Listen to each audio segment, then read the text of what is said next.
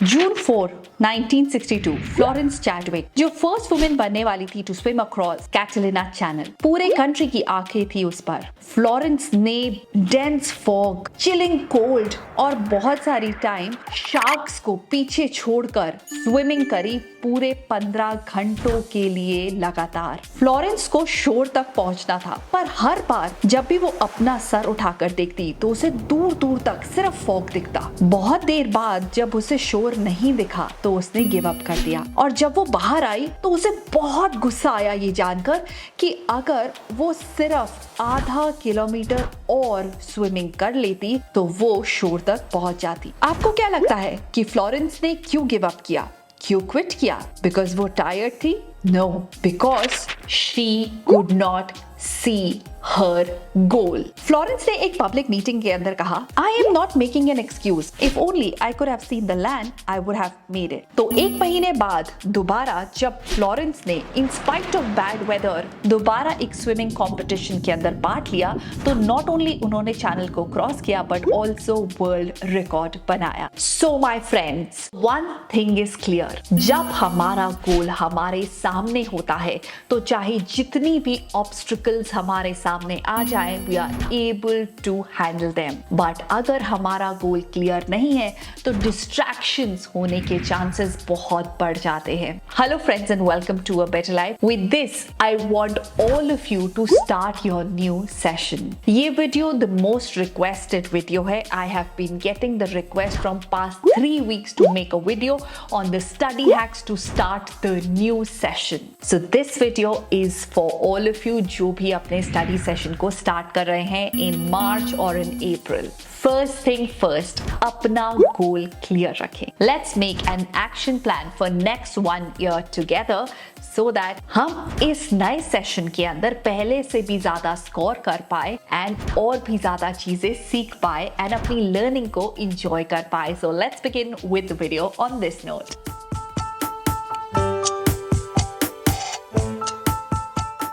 If you have not subscribed the channel, so please consider doing that and also share the videos with your friends. कोई भी चीज शुरू करने से पहले अगर आपके माइंड के अंदर स्ट्रॉन्ग एक्शन प्लान होगा अपने माइंड के अंदर तो आप बहुत अच्छे से चीजों को और छोटी छोटी प्रॉब्लम्स को हैंडल कर पाओगे।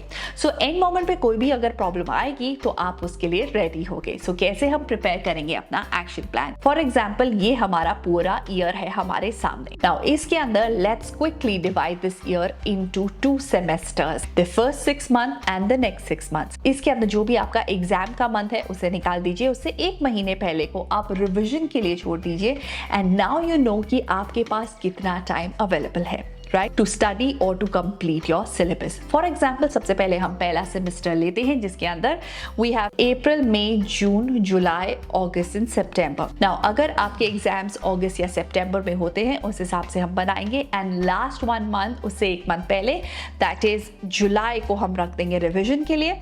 Now we are left with April, May and June. ये 3 months होंगे हमारे लिए to prepare for the exams. Now in month के अंदर सबसे पहली प्रॉब्लम जो आती है वो ये है कि स्कूल के अंदर जो स्पीड है वो बहुत स्लो चल रही है। So how will I complete the syllabus, right? तो आपको simultaneously looking at the videos और फ्रॉम एक्सटर्नल सोर्सेस से पढ़कर आपको अपने सिलेबस को कंप्लीट करना है in these 3 months, okay? Then only you will be at a pace जिसके अंदर आप स्कूल से आगे होंगे एंड आप अपने एग्जाम की प्रेपरेशन को अच्छे से कर पाएंगे। अब देखते हैं सेकेंड सेमेस्टर को। सेकेंड सेमेस्टर के अंदर भी exactly the same. So we have October, November, December, Jan, Feb and March, okay? So अगर आपके फेब के अंदर एग्जाम्स आने वाले हैं so you know that you have to keep your Jan for revision and बाकी के 3 months के अंदर आपको कंप्लीट करना है अपने सेकेंड सेमेस्टर के सिलेबस को, राइट? नाउ ये तो हुआ how will you study for the next session.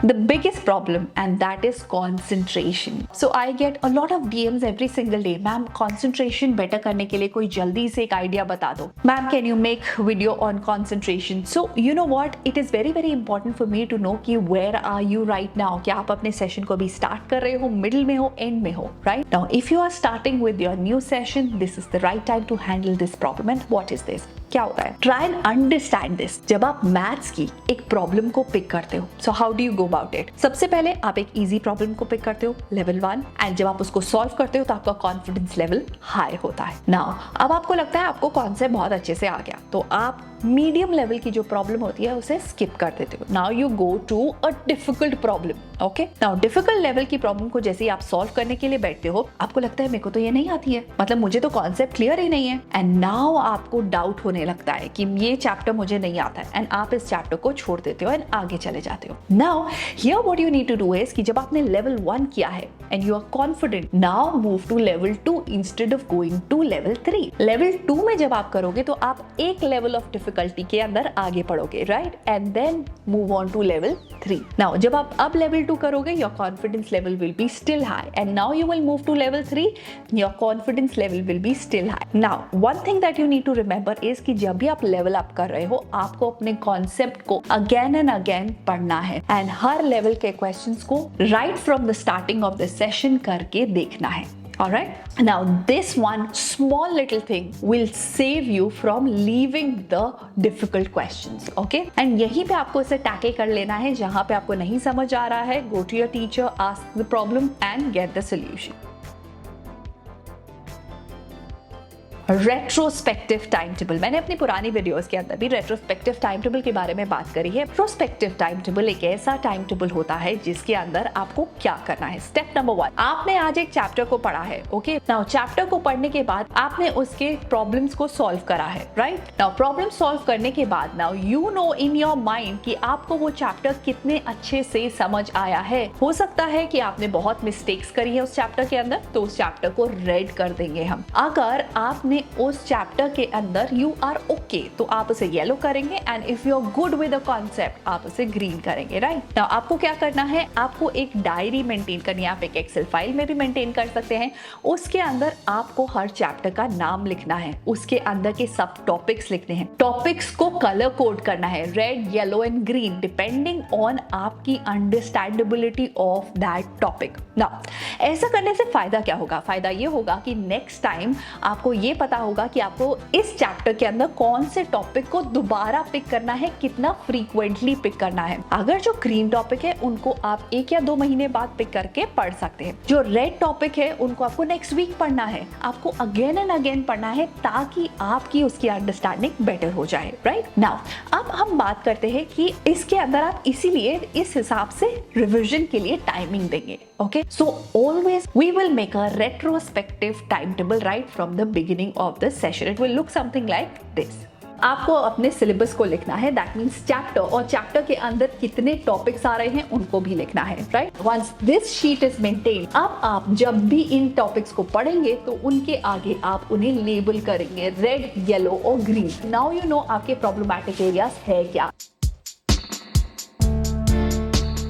100% action plan. तो इसको समझाने के लिए सबसे पहले मैं आपको एक स्टोरी बताना चाहती हूँ। एक बार एक कारपेंटर होता है, वो अपने बॉस के साथ 50 इयर्स तक काम करता है और आज वो रिटायर होने वाला है। वो अपने बॉस के पास जाता है और बोलता है कि बॉस, मैंने आपको 50 इयर्स तक सर्व किया है, बट अब मैं और नहीं कर पाऊंगा क्योंकि मैं अब ओल्ड होता जा रहा हूँ एंड मैं यहाँ से शिफ्ट करना चाहता हूँ। बॉस बोलते हैं ओके, तुम इतने लॉयल और इतने अच्छे मेरे एम्प्लॉय रहे हो, तो मैं तुमसे चाहता हूँ कि तुम मेरे लिए एक लास्ट घर बना दो, एक ऐसा घर जिसमें तुम बेस्ट ऑफ एवरीथिंग करना। तो बोलता है ओके, पर बोलता है कि इसके पीछे एक छोटा सा कैच है। बोलता है क्या? तो बोलता है कि इसके लिए मैं तुम्हें पैसे नहीं दूंगा। अब उसे लगता है कि एक तो मैंने 50 साल तक काम किया और instead of giving me something मेरा बॉस मुझसे पूरा घर बनवाना चाह रहा है, वो भी फ्री ऑफ कॉस्ट। ये कैसा बॉस है मेरा? तो वो उस घर को बनाना शुरू करता है। तो जैसे वो घर को बना रहा होता है, तो जब उसे फाउंडेशन बनानी होती है तो उसके अंदर थोड़ा सा सीमेंट डाल देता है। उसे लगता है फ्री में तो ऐसा ही मिलेगा ना, फ्री में थोड़ी ना अच्छे से करके दूंगा। तो उसे जब वॉल्स को पेंट करना होता है तो वॉल्स को बहुत बुरे से पेंट कर देता है। जो उसके अंदर मटेरियल डालना होता है उसको एकदम बेकार क्वालिटी के मटेरियल को डाल के उस घर को बना के रेडी करके और अपने बॉस के पास जाता है और बॉस को उसकी चाबी देता है कि बॉस देखो,